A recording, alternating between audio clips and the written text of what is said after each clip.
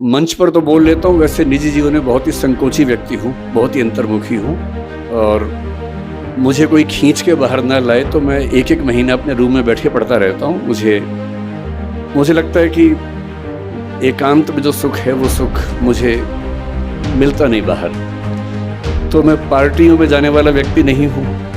किसी का जन्मदिन, किसी की शादी में मुझे बुलावा है तो मैं तुरंत सोचता हूँ कि क्या बहाना लगाऊँ कि ना जाना पड़े मुझे।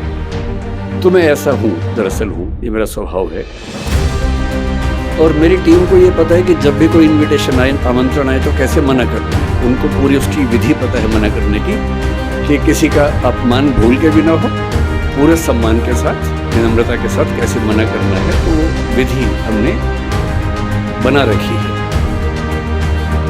तो 1 साल पहले एक फ़ोन आया हमारे साथी के पास और उन्होंने मुझे कहा कि गंगाराम अस्पताल के एक बहुत सीनियर डॉक्टर हैं, वो मिलना चाह रही, डॉक्टर सुरेश सिंघवी। मैं ईमानदारी से बता रहा हूँ कि जैसे ही मुझे पता लगा गंगाराम के वरिष्ठ डॉक्टर हैं तो मेरे मन में एक लालच का भाव पैदा हुआ। मुझे लगा अब मेरी उम्र 50, अब मैं 51 का, तब 50 का था। मुझे लगा कुछ साल के बाद ज़रूरत पड़ेगी गंगाराम की मुझे। तो अगर गंगाराम में एक आध सीनियर डॉक्टर से परिचय हो जाएगा तो ठीक ही रहेगा। जब नौबत आएगी तो सीधे एंट्री मिल जाएगी, एडमिशन सीधे मिल जाएगा। तो मैंने कहा ऐसा है तो मिल लेते हैं। तो मुझे लगा कि मैं जाके मिलूंगा, लेकिन डॉक्टर साहब इतने विनम्र हैं कि वो मिलने आए मुझसे। तो मैं स्पष्ट रूप से कह रहा हूँ, मेरे मन में एक ही लालच था कि वो आएंगे और मैं इतनी नेटवर्किंग कर लूँगा कि बुढ़ापे में दिक्कत आए तो मेरा इलाज ठीक से हो जाए।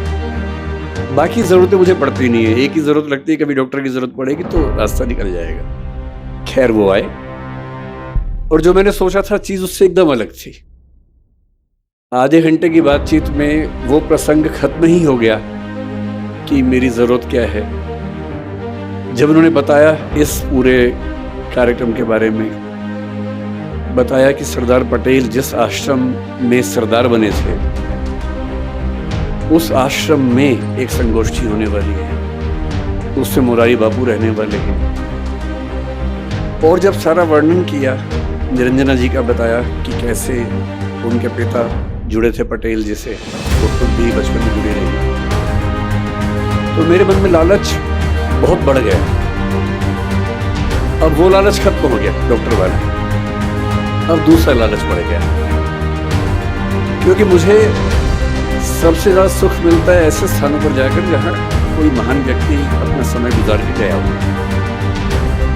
जैसे मैं आज से कुछ साल पहले करमसद गया था, जहाँ सरदार पटेल का जन्म हुआ था। उस घर में 1-2 घंटे रहा, छत से लेकर ज़मीन तक सारा एक कमरा देखा वहाँ पर।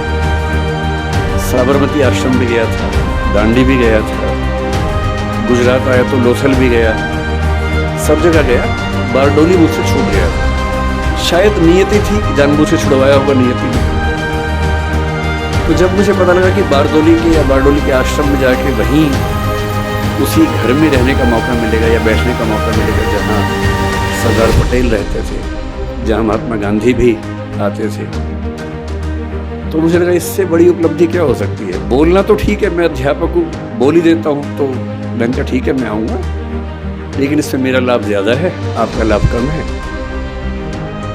और जब से आज मैं सुबह से आया हूँ, मैं कल रात को सूरत आ गया था, आज सुबह यहाँ आया, और जब से आया हूँ तो वो मेरा भाव बढ़ता ही जा रहा है। ऐसा लग रहा है कि बड़े शहरों की चकाचौंध में हम लोग बहुत कुछ छोड़ देते हैं, जो ऐसी जगह पे आके समझ में आता है कि जीवन का असली मतलब क्या होता है।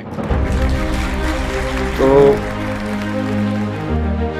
पश्चिम में एक प्रसिद्ध दार्शनिक हुए थे, मुझे सुरेश जी ने कहा कि 1.5 घंटा मुझे बोलना है, तो मैं थोड़ा फुर्सत के मूड में हूँ।